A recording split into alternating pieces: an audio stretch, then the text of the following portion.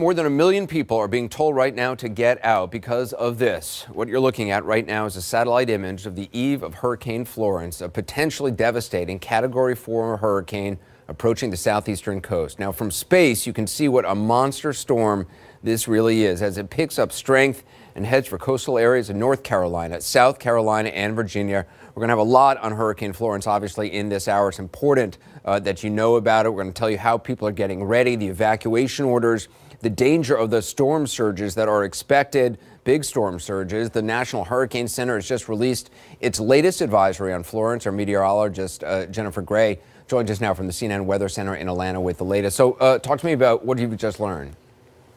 Well, basically no change from the 5 o'clock advisory. This is still a very powerful Category 4 storm with winds of 140 miles per hour, gusts of 165, moving to the west-northwest at 17 miles per hour. This storm is very strong. It is very symmetrical, and it is going to cause destruction wherever this makes landfall. It's going to remain a Category 4, but possibly increasing in strength by the time we get into tomorrow, remaining a Category 4, then possibly weakening just a little bit to a Category 3 right as it's making landfall sometime early on Friday. And then, Anderson, it is going to slow way down. So it's not just the coast that we're talking about here. Inland areas could be affected, a lot of flooding, even for days.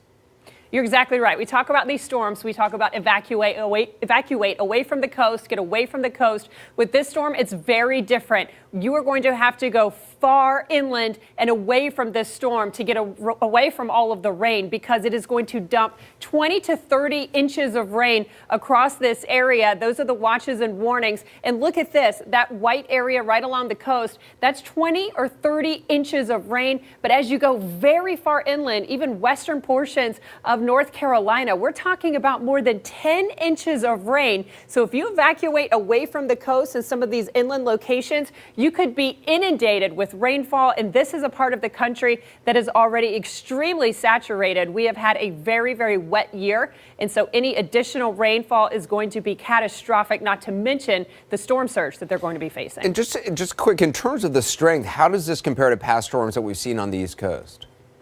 Well, a lot of people have been comparing this storm to Hugo back in 1989. The problem is the population has increased by about 25% since Hugo.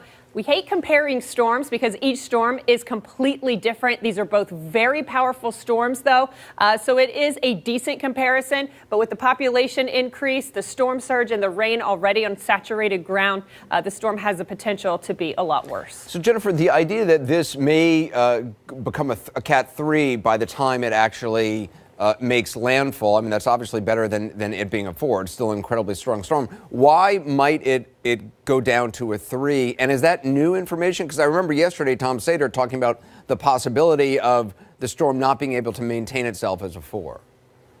Well, I think that basically because this storm is going to slow down so much, the steering currents for this storm are basically going to go away in the next 3 to 5 days. So this storm is going to sit right off the coast. And when it does that, it's going to continue to shred that coastline and start to weaken and tear apart just a little bit. And so it could still maintain a weak Category 4 strength by the time it makes landfall. So it's either going to be a strong 3 or a low end 4. But I really think regardless of what it is going to be devastating. And just one more thing. You said that you talked about it slowing down on land.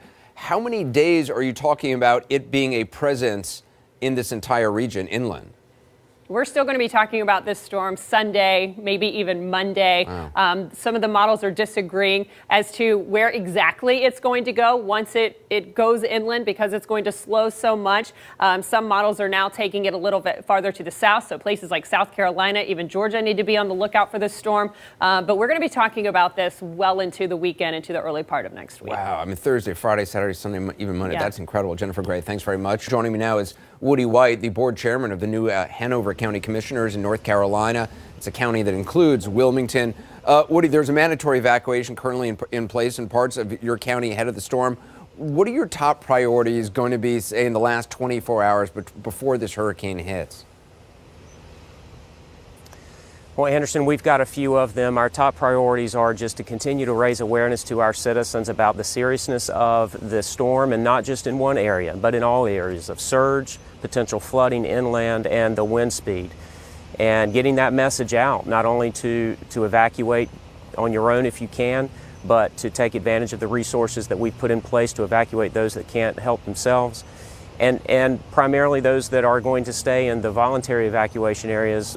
Think about your family first. Think about your pets. Think about the things that matter in life, and worry about your property later. We'll rebuild, things will be fine, but those are really the priorities and the messages that we're trying to push right now. You know, everyone focuses on people, well, just being able to get in their cars. There are folks who don't have access to vehicles. What options are there for people who don't have their own vehicles, who it's not so easy for them to just get up and leave? Well, we have a local shelter first off. We also have an agreement with a school in Raleigh in Wake County. We ran our first bus today. There were 38 people on it. We're running 2 more buses tomorrow at 10 and 2, and we encourage folks that need to avail themselves of those resources to stay in touch with our local emergency management hotline. And so we feel like we're fully prepared for that, because the main threats, as your experts say, and as we all know from experiences that we've seen and lived through, is in the surge areas and the high flood areas. There's nothing we can do about the wind necessarily. Oftentimes, and more often than not, for that matter, people are safer in their own homes, if it's a nice home, a good home, a safe home, than they are out on the road or elsewhere. But there are exceptions to that. There are manufactured homes, there are people that need to be in shelters, and for those folks, we have put those resources in place. How concerned are you about what seems to be this thing slowing down once it hits land, and making this an event which, we were just talking, could go on for days and days? It's frightening, because we remember Floyd, we remember Matthew. I've been a victim of flooding myself in Matthew recently. It's disastrous, and the cameras, in which, by the way, we're thankful that you guys come down here and bring awareness to our community. I wish I were giving a Chamber of Commerce speech about how awesome our community is during the tourist season.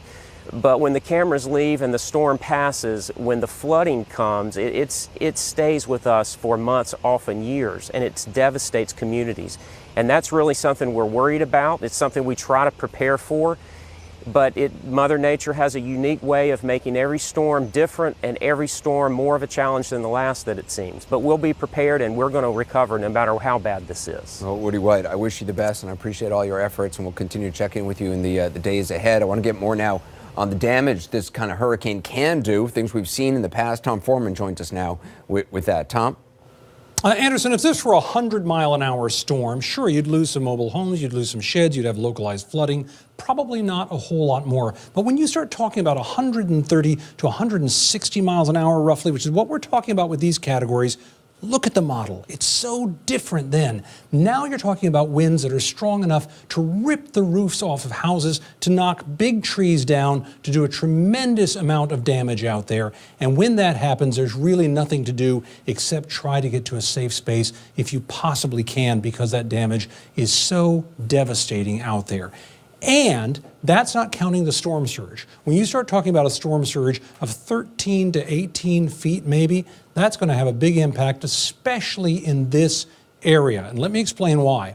Much of this part of the eastern seaboard is not really very high at all. If you look at this, if you had a storm surge of just 9 to 10 feet, everything in red here is going to be submerged. And that is an awful lot of people, Anderson.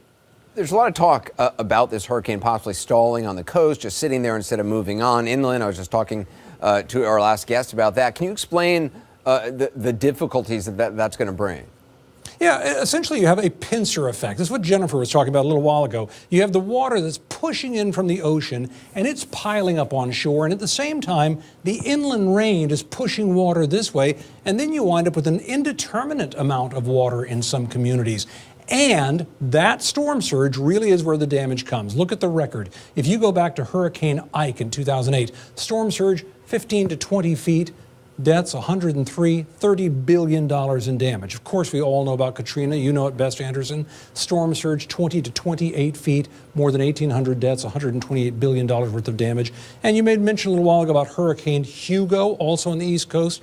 That was back in the late 80s. 20 feet storm surge, deaths 50, $9 billion in damage. And as we have noted, that's back when a whole lot fewer people were living in the bullseye as they are now.